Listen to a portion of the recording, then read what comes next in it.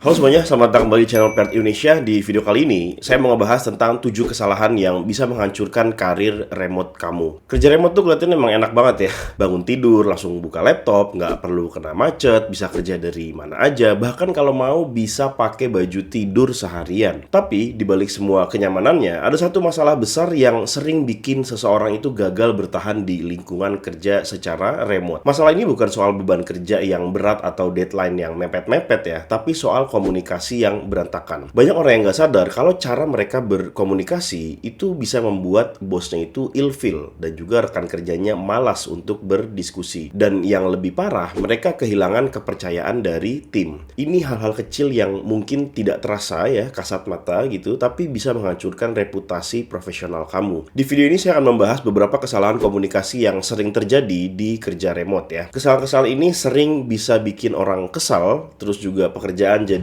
berantakan, dan akhirnya kamu bisa kehilangan kesempatan berharga hanya karena miskomunikasi. Kalau tidak mau terjebak dalam permasalahan-permasalahan ini, pastikan kamu menonton sampai habis ya. Oke, kita masuk ke kesalahan yang pertama, yaitu slow response yang bikin tim itu jadi frustasi. Salah satu kesalahan yang paling umum adalah lambat dalam merespons ya. Memang nggak semua chat atau email harus dibales dalam hitungan detik. Tapi coba kamu bayangin deh, misalnya kamu sedang bekerja di kantor gitu ya, lalu bertanya sesuatu ke rekan kerja yang duduk di sebelah kamu, tapi dia hanya diem, terus dia nggak ngeliat, terus nggak ngerespon, bahkan tidak memberikan tanda bahwa dia itu mendengar. Rasanya pasti nyebelin kan? Di kerja remote, hal ini sering terjadi. Seseorang mengirim pesan atau chat ya untuk menanyakan sesuatu yang penting, tapi jawaban baru muncul berjam-jam kemudian, atau malah nggak dibalas sama sekali. Hasilnya, ya pekerjaan udah pasti jadi ketunda, terus tim jadi frustasi, dan kamu akan dianggap sebagai orang yang nggak bisa diandalkan. Kalau memang sedang sibuk, cukup beritahu bahwa kamu akan membalasnya nanti. Jangan biarkan orang lain itu bertanya-tanya apakah kamu menerima pesannya atau enggak. Respon cepat itu bukan hanya soal profesionalisme, tapi juga membangun kepercayaan dalam tim. Kesalahan yang kedua adalah pesan yang terlalu panjang dan bertele-tele. Sebaliknya, ada juga orang yang kebalikannya. Setiap kali ngetik pesan atau chat atau email ya, itu bahasanya terlalu panjang gitu, dan terlalu formal juga kadang ya, yang malah akhirnya jadi membingungkan. Misalnya, seseorang hanya membutuhkan informasi sederhana, tapi balasan yang diberikan malah satu paragraf penuh yang sulit dipahami. Ini sering terjadi di email kerja, di chat grup, atau platform komunikasi seperti Slack atau WhatsApp. Padahal komunikasi yang efektif justru harus to the point, jelas, dan tidak bertele-tele. Kalau bisa langsung menjawab pertanyaan, kenapa harus mengulang lagi hal-hal yang nggak perlu? Menyampaikan pesan dengan singkat dan jelas bukan berarti tidak sopan, tapi justru itu menunjukkan bahwa kamu memahami bagaimana cara berkomunikasi dengan efisien. Oke, kita masuk ke kesalahan yang ketiga, yaitu tone pesan yang salah dan terasa kasar ya. Satu lagi jebakan komunikasi kerja remote adalah nada dalam teks yang bisa disalahartikan. Pernah nggak sih kamu tuh nerima pesan seperti OK, jadi O sama K doang huruf ya, atau noted gitu ya, noted dalam bahasa Inggris udah gitu doang gitu, dan merasa bahwa pengirimnya itu kayak sedang marah atau nggak senang atau lagi malas sama kamu. Ini adalah salah satu resiko komunikasi berbasis teks ya, karena tidak ada ekspresi wajah atau intonasi suara. Seringkali pesan yang sebenarnya biasa aja itu terdengar dingin atau bahkan terkesan pasif agresif ya. Cara menghindarinya sebenarnya sederhana, tambahkan sedikit kata atau bahkan emoji jika perlu. Bukan berarti harus berlebihan ya, tapi sekedar mengganti notit dengan baik, akan saya kerjakan ya,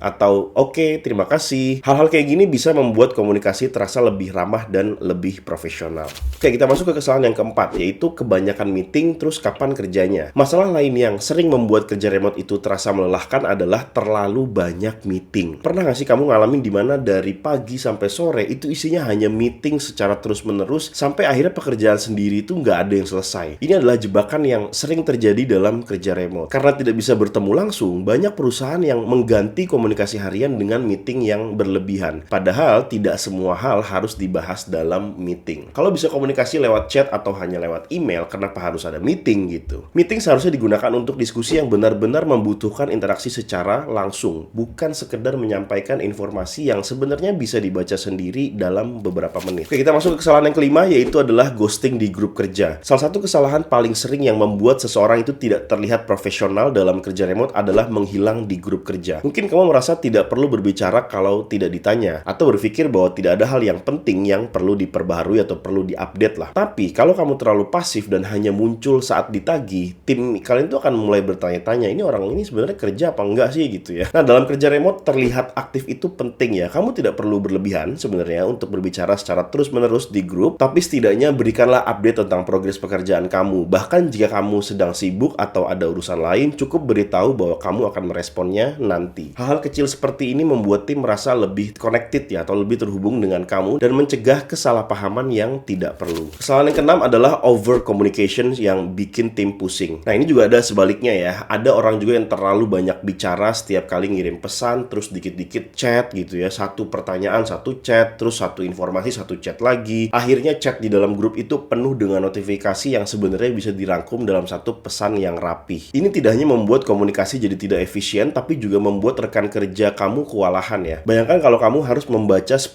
chat terpisah hanya untuk memahami satu topik aja. Jadi, jika ingin profesional, coba rangkai semua poin dalam satu pesan yang jelas. Gunakan bullet point jika perlu, jangan membuat orang lain harus scroll panjang-panjang hanya untuk memahami maksud dari pesan kamu. Oke, kesalahan yang ketujuh, ini yang terakhir ya, yaitu adalah lupa menambahkan sentuhan personal dalam komunikasi. Kerja remote bukan berarti komunikasi itu harus kaku dan terasa seperti robot ya. Salah satu hal yang sering terlupakan adalah interaksi sosial yang biasa terjadi di kantor. Jadi diusahakan jangan hanya berbicara soal pekerjaan. Sesekali mungkin coba tanyain gimana kabar rekan kerja kamu, gunakan GIF atau meme untuk mencairkan suasana di grup kerja. Hal-hal kecil seperti ini bisa membangun hubungan yang lebih baik dengan tim dan membuat lingkungan kerja menjadi lebih nyaman. Oke, itu tadi beberapa kesalahan komunikasi yang sering terjadi di lingkungan kerja remote ya. Mungkin kamu pernah mengalami salah satunya, atau bahkan tanpa sadar sering melakukan kesalahan-kesalahan ini. Tapi ya sebenarnya nggak masalah, yang penting sekarang kamu tahu nih cara menghindarinya. Kalau kamu ingin tetap dipercaya oleh tim dan juga memiliki hubungan kerja yang sehat dan tidak kehilangan kesempatan hanya karena miskomunikasi, mulailah perbaiki cara komunikasi kamu. Nah, saya juga pengen sebenarnya dengar pengalaman kamu seperti apa. Apakah kamu pernah mengalami masalah komunikasi saat kerja, baik itu kerja secara offline maupun kerja secara remote, atau mungkin ada kesalahan lain yang menurut kamu sering terjadi tapi belum saya bahas di video ini? Coba tulis di kolom komentar di bawah. Ya, mungkin itu aja untuk video kali ini. Jangan lupa di like, di komen, dan juga di subscribe channel ini. Share juga ke teman-teman kamu yang mungkin saat ini sedang kerja remote supaya mereka juga tidak melakukan hal yang sama. Terima kasih sudah menonton video ini. Saya Billy Dolmen dan sampai bertemu lagi di video selanjutnya.